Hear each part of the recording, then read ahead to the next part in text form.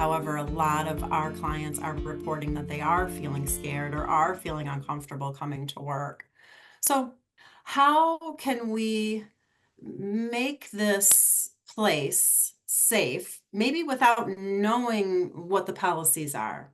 We can't just sit at our desks and blame HR and blame managers for not telling us what they are. So, therefore, we're just going to talk and express ourselves and get in arguments. We can't, that's blaming, right? We're not supposed to be blaming, we're supposed to be taking accountability. So, find out who should you ask specific questions to? Who do you feel safe asking specific questions to? That's where it starts. The development of policies and techniques come from your questions as employees. You're giving them insight into what topics are being discussed out there in the workplace and how can they better help you, right? So not only do you have to express your concerns to the managers to understand what to do, they also need to hear it so that they know, how can I create some sort of political, I don't know, policies or rules or guidelines on what's safe? How can I navigate that? I think the biggest part, and again, it comes back to accountability, is when I think about, I don't ever want to change anyone's mind really about anything. If they ask me a question and they want to know my response, I will share that with them. But the minute it starts getting heated, the conversation has now switched from learning from each other and conversing about differing opinions to someone's trying to convince somebody else. So I need to know where to draw the line for me. The bestest communicators are also have emotional reactions to things just like we do. So I can't control what they're going to say to me or how they're going to, their nonverbals, how they're going to relay their information to me. But what I can control is my reaction. And I personally, I don't have a problem, saying, I got to go potty. Let's just say it. Like, how can I get out of this conversation in a professional way without hurting anyone's feelings, without making people get more worked up? Is, oh, I'm going to go to the restroom, I'll be back. Or, oh, I've got to run and get this call. It's my kid.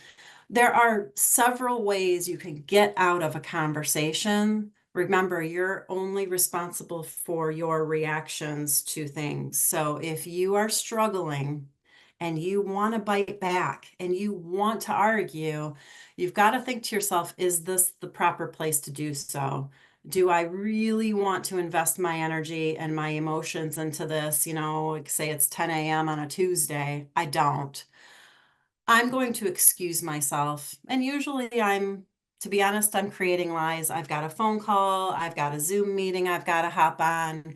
I'm making up a reason that's professional, but to get out of it. That's me giving myself a timeout. Any parent on this call, I'm sure you've had to give yourself a timeout at home when you're parenting young kids. It's no different.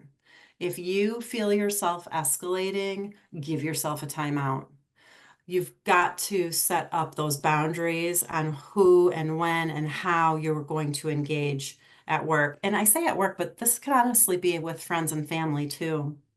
So if you start feeling triggered, you need to be very aware of what's going on in here. If those triggeries are coming, excuse yourself, right? It's okay to leave a conversation. You don't have to stay in it and feel triggered, feel unsafe, feel disrespected.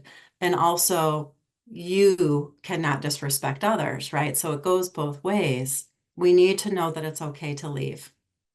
And this goes for family functions and the holidays coming too. We can excuse ourselves from the dinner table, right? The dog needs to get walked. The kids need to, help make dessert. You've got to have reasons in your mind that you can use to leave a conversation. So how do you, when you see these folks get stressed and anxious and worried, how can managers talk to employees without sounding like accusatory or judgmental? And we do this by, again, open-ended questions, right? So when When we want to really kind of figure out how you can help somebody, I'm not trying to figure out what exactly is wrong with you. I'm trying to figure out with whatever's wrong with you, which you can tell me or you don't have to. It's a confidential issue. I don't care about that, but how can I help you in this moment, right? There's something going on with you. You seem like very, very stressed. You've been late a lot the past month. It's unlike you. Maybe you're not being as productive on your team as you usually are. You don't have to tell me the specifics of what's going on with you, but I would like to know how to help you. So, what are some ideas that I can do on my end to be supportive of you and what's happening, right? These things could be about the election, but it also could be something going on at home. We don't know. We've got to watch our own nonverbals as managers because the employee is going to be watching us and thinking their words are nice, but their body language is like irritated and their face is annoyed. They don't have time to be talking to us about this. Why don't you just do your job? Leave your stuff at home. We want to make sure we're not giving that vibe off. We want to have a welcoming, calm conversation with this person, right? Again, we don't have to stay in a room and be disrespected, either side. We can think of an excuse to leave, right? We don't need to just be like, get up and walk away. That's never going to be effective and it's not professional. But if the conversation starts to get heated, making the excuse of, oh, can I come find you later? I've got to hop on this call, but I will come find you later and we can finish this conversation, right? Sometimes everyone needs to take a minute. But if you come at this with a soft voice, open-ended questions, not assuming you know the answers, those are what get us in trouble. And how many people with your partners use assuming? And how many arguments does that start at home? There is no assuming that we know what's going on with somebody or why they are acting the way they are. We have to ask. So if we're asking, in a calm, caring manner, we're most likely, not all the time, most likely to receive a calm answer. So if you can't help this person and it is something that is higher level than, what we should be talking about at work, then that's when you use your resources, right? Some companies have EAP, some companies have Boon, some companies have other supportive things that they have in place. HR usually has some resources for outside help. Don't hesitate to offer that, but also we can't get angry if they say no. But our job is to create an environment where people feel safe talking about what they need. You've always been a reliable staff person. So you're always on time. You're just such a wonderful member of the team. You've always been producing, before the deadline. Your stuff's great. I noticed lately that has changed, and I'm concerned and I care about you as my employee, what's been going on, and how can I help you? Right? That's a very non-confrontational way to approach somebody who might be struggling. Again, we don't know why they've changed, but we do recognize that there is a change. So you've got to consider what I'm giving off as a manager. Am I kind of blaming somebody? Like, what's been going on with you? You've been slacking. Or am I already feeling a little agitated towards this person? Maybe because they have differing views than me. What are my biases? Because all of us have bias, right?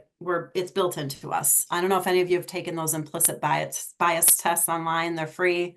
Highly recommend them. You will learn a lot about yourself. We have built-in biases. Again, it's our job to know what they are and our job to control them. So I've got to figure out what I am doing to maybe shut this employee down or not hear what's going on. I want to know how I can support them. I don't want to judge them on what their stress is.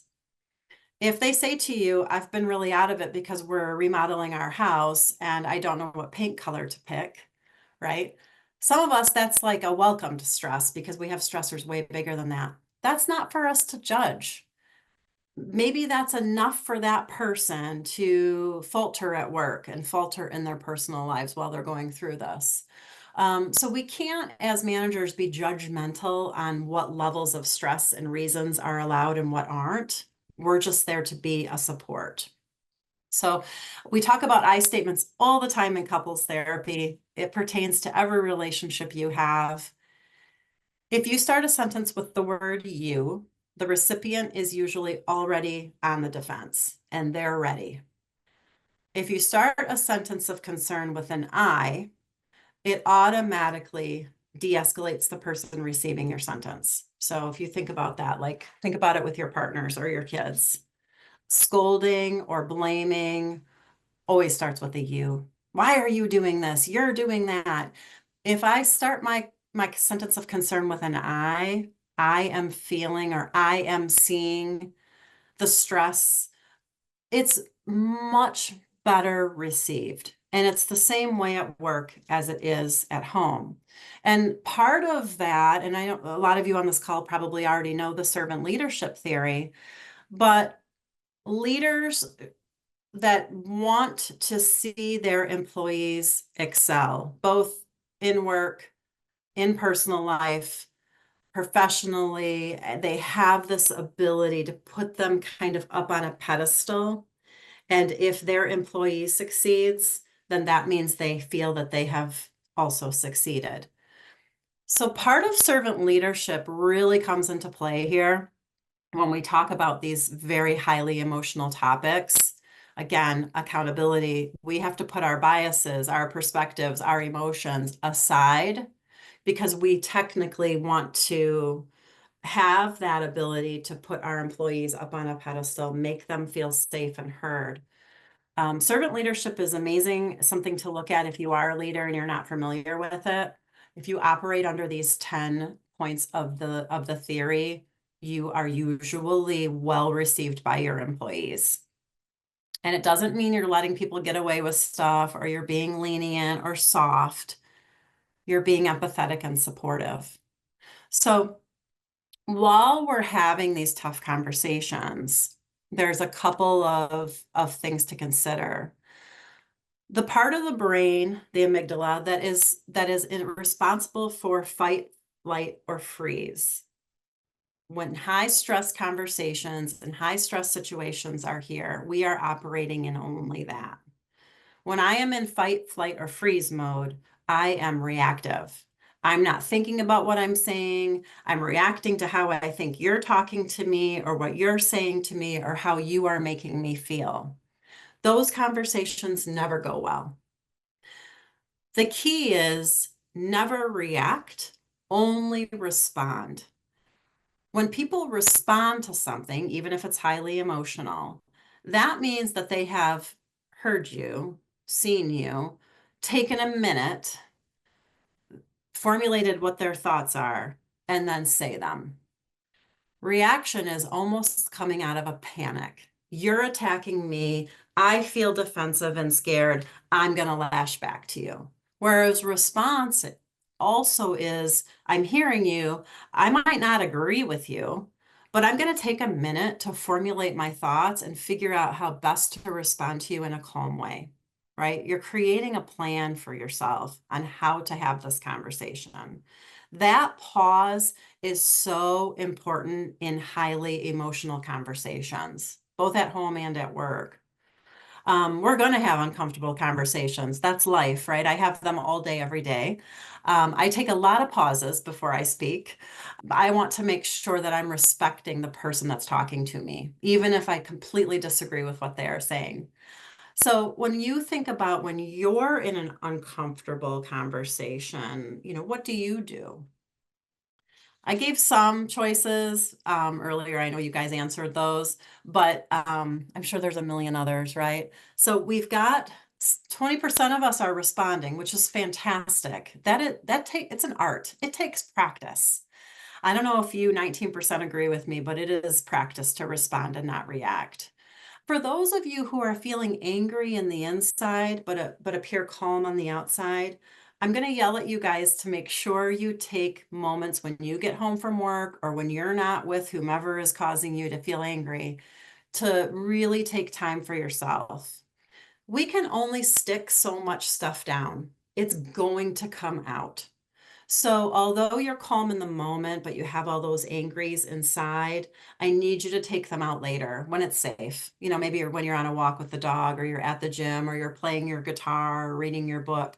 That's when you have to let that stuff out. We can't keep burying it in, right? Very, very, very unhealthy for us physically and emotionally. I like the excuse yourself. I'm hoping you guys have some, I'll say, lies that you use to excuse yourself. I excuse myself a lot at work. There's a lot of like conversations that go on in that mail room. I don't want to be a part of many of them. I always have reasons to leave if I'm in there making copies or I'm in there talking to students, right? I have to excuse myself.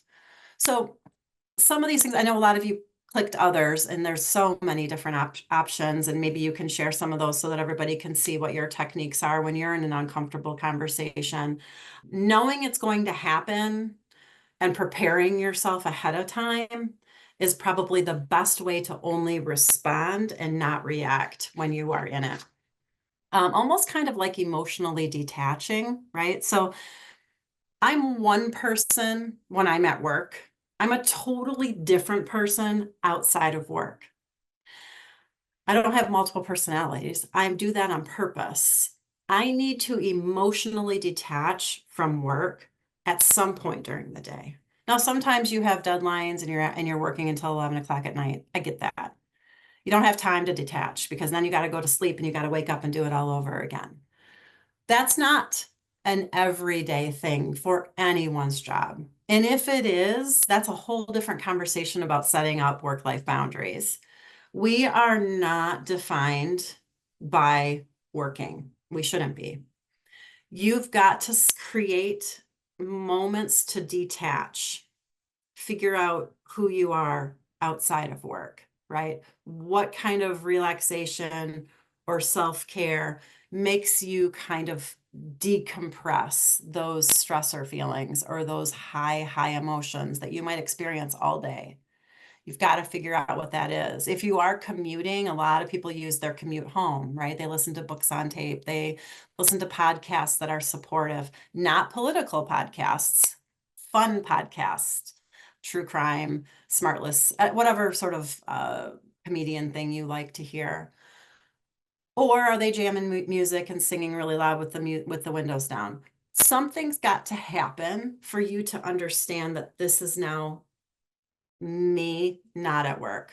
I need to decompress. If I've held my anger feelings in all day, I've got to figure out a way to feel comfy at night. Now, most of my clients, and I can say most, I might say all, really honestly, are doom scrolling. I cannot tell you all how unhealthy this is. And coming at it from the therapist viewpoint too, a lot of marriages are breaking down because of the stupid phones. So when I talk to clients about scrolling, I'm going to talk about it in a political way for this specific webinar, but either way, and people will say to me, oh, I'm only looking at ideas on Pinterest. I don't care what you're looking at.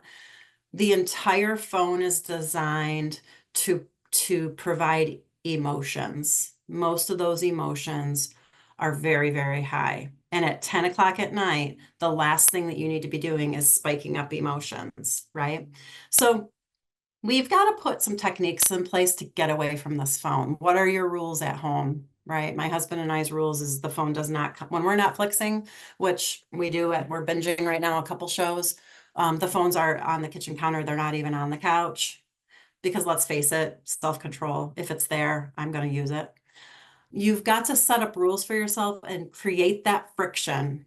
How can I stop looking at this and actually engage either in what I'm doing with my partner, with my kids, with my friends?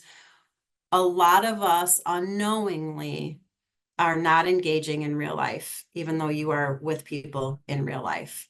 And so we're seeing a lot of spikes in depression, a lot of increase in antidepressant medication, and all of it is coming back to the phone.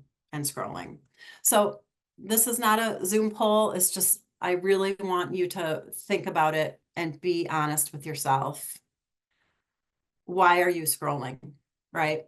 Let's say I'll be honest. So, I will tell you that I'm redoing my half bath downstairs and that I am scrolling to try to figure out like what kind of countertops I want or whatever. But to be honest, it's to avoid a racing thought. It's to avoid thinking about something that I probably should be thinking about, but I don't want to. It's avoiding feeling. It's very easy to like lose your anxiety or depression or sadness or worry if you're focusing on countertops. So be honest with yourself. Why are you scrolling? And part of that reason I bring that up is because a lot of us are waking up, grabbing our phones before we even get out of bed, and looking at things that are very highly emotional. I'll talk about politics because that's why we're here today. But for example, I have a girlfriend who looks at the same folks' comments every morning. That's not a good way to start the day, even if those folks share your same views. We still are introducing our newly woken self up to stress, to topics that are not good at 6 in the morning. What other things can you do in the morning that don't involve the phone? There's a lot. What are some things that you can do at night? If you are, just having the news on in the background while you're getting ready in the morning, our brains are very advanced. It's listening. It's actually causing you to have an emotion, even though you might be too busy to realize it at the time, so that you're setting up your day to either be stressed, reactive. If someone says something that you don't agree with and you've heard about it this morning, you're already kind of like irritated. So you've got to try to figure out what am I doing? I got to take accountability. I bet you anything, 99% of the time, I'm at fault. So I just look at it as we're here very short time. I have very limited time to give every single thing my full attention. And, let's face it, we're all kind of tired. So is it worth me setting myself up for a yucky day or going to bed yucky or arguing with somebody over something? Is it worth it? Right? I've got to read the room. I've got to figure out where I'm at, what's acceptable, what's not, what have I said, how am I conveying my feelings, right? So there's a lot of parts of this, unfortunately, that are up to us. Self-care is another huge part, right? A lot of times people will say to me, well, I'm too busy for that, or I don't have enough money for that. Because self-care is free. Doesn't mean you have to go get like massages and pedicures. I'm just talking about walking around the block. But a lot of times people will say to me, they're too busy for that. And I said, well, I disagree. You take time to use the restroom during the day. You take time to go down and get snacks. You take time to eat. You take time to text. And you definitely take time to scroll on social media.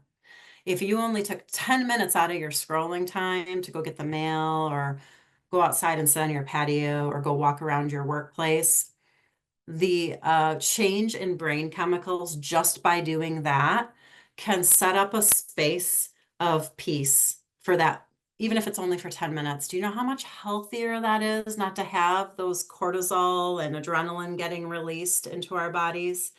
It does wonders for our physical health and obviously for our mental health. So when we think about our role in this, although our managers and HR people play a huge role in setting the stage, we are the actors. Like we have to come to the stage with some accountability too.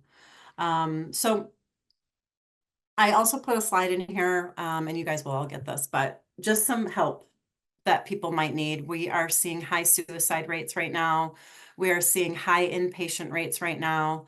A lot of anxiety, a lot of depression, a lot of shutting down and disconnecting from others, which when we isolate, it makes it worse. So if you're seeing this in family, friends, coworkers, it doesn't hurt to ask how you can help. I think all of us say, well, I'm not a trained mental health professional, and what if they tell me something I don't know what to do with it? You're not there to be a trained mental health professional. You're just there to be support.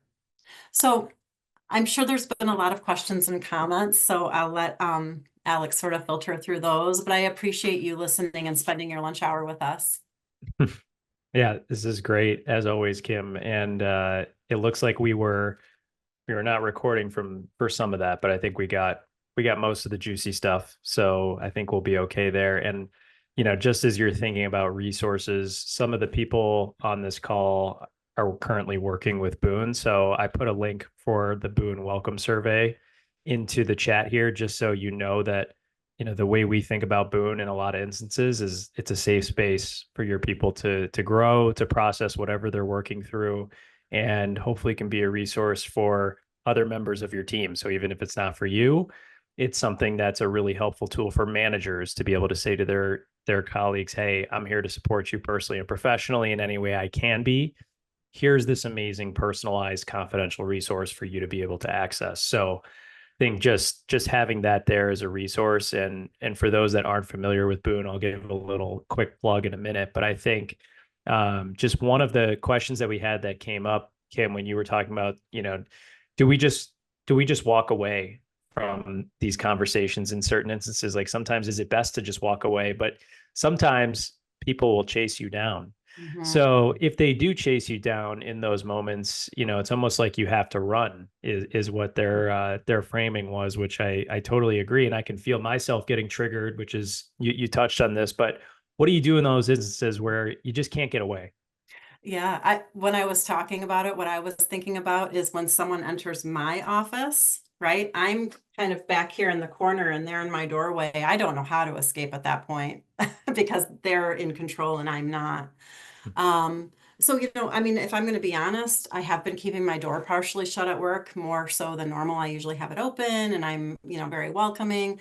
Um, a lot of interactions are very triggering for me on certain topics, and I know that. So I do on certain days keep my door shut a little bit. Doesn't mean I'm allowed to shut out the world though, because I am there to work.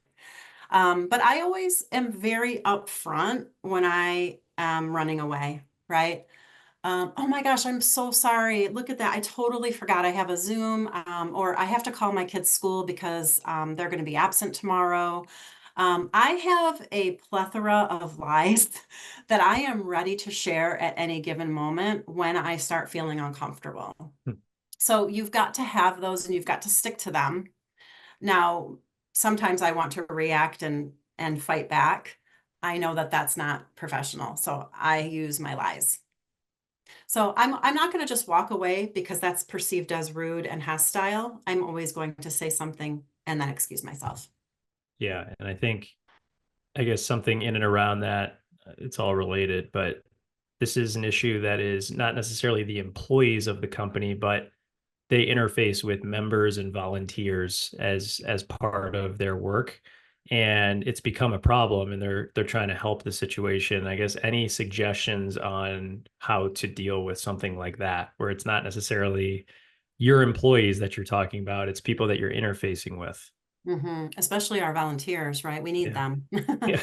Um, And I don't know if you have meetings where most of the volunteers or most of the employees are present at, but that's a very kind of nice platform to calmly explain. And all you're doing is you're identifying it, you're calling it as it is.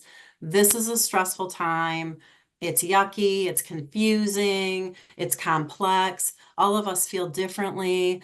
It's a very hostile feeling sometimes. You feel defensive. You feel like you want other people to feel the way you do.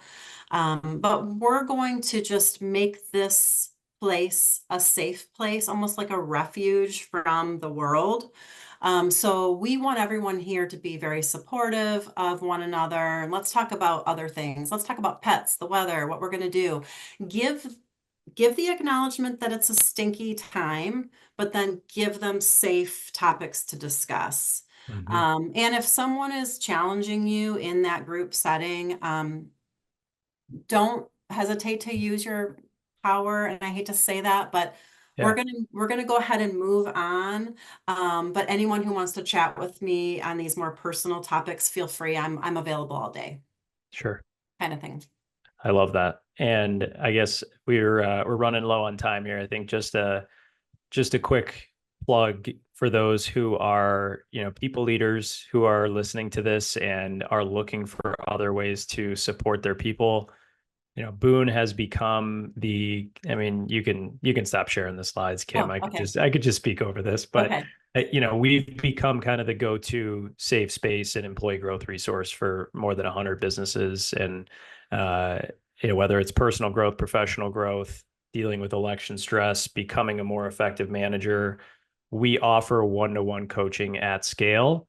Folks like Kim who have their MSW and are master's levels therapists who also have coach training in their background, able to really provide personalized support for employees no matter what they are facing. So if you are looking to solve something like this in your workplace in a way that actually feels personalized, where it's not just a technology platform that your people can go log into and read a couple articles about. If you're looking for something to provide personalized support, would love to chat further with you, and we'll follow up more about this. But thank you so much, Kim, for taking the time to deliver this, and thank you so much, everybody. We'll be following up with more details about just what we talked through today, the webinar recording, and other stuff that you can take back into your workplace. But let you get back to your busy days. Thank you so much. Take care of yourself.